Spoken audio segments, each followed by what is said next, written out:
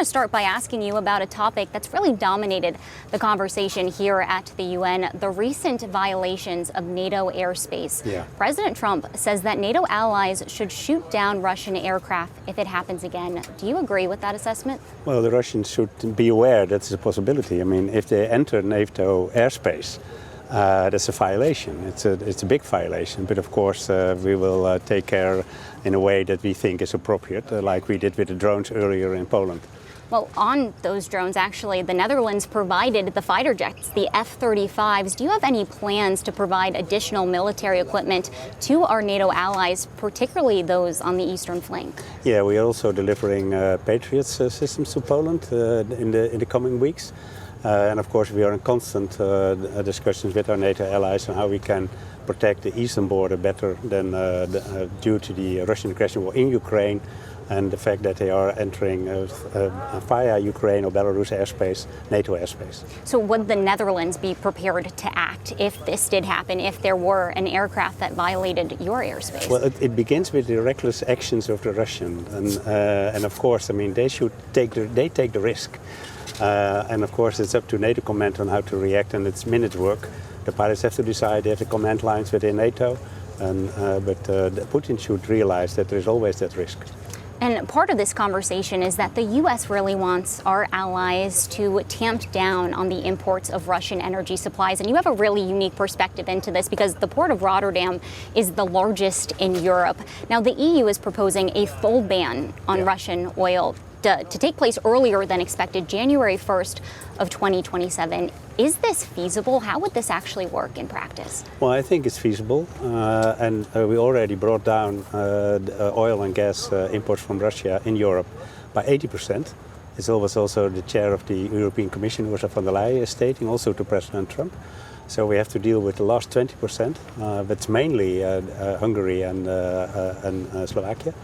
And I think also President Trump can put a lot of pressure on these countries to stop using oil from Russia. But then we did hear from the Hungarian foreign minister here at the UN that they don't have plans to actually stop that oil, even if they got a direct call from President Trump. Is there any other mechanism that can be used to really force this drawdown? Well, make sure that they can get oil somewhere else. I mean, so that's very important because they are highly dependent on Russian oil.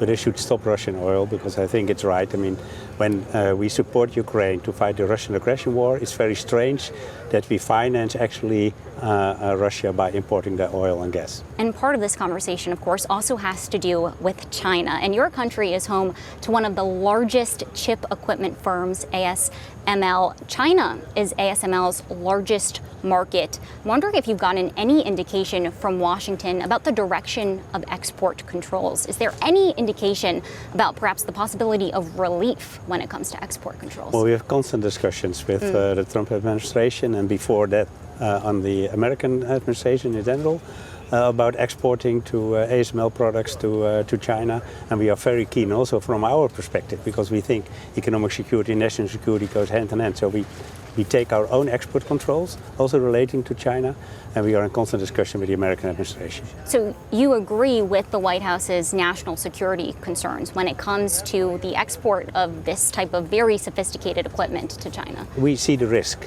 and that's why we put our own export controls, but it's our own decision that we make, and we want also to make sure that ASML can produce and can deliver because it's a crown jewel.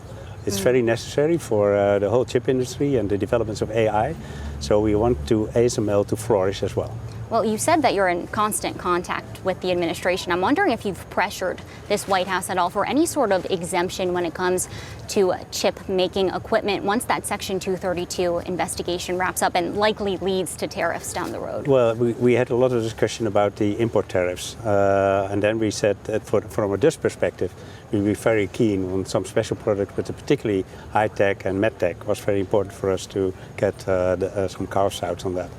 And the Article 232, right, is of course a different issue because that relates to national security.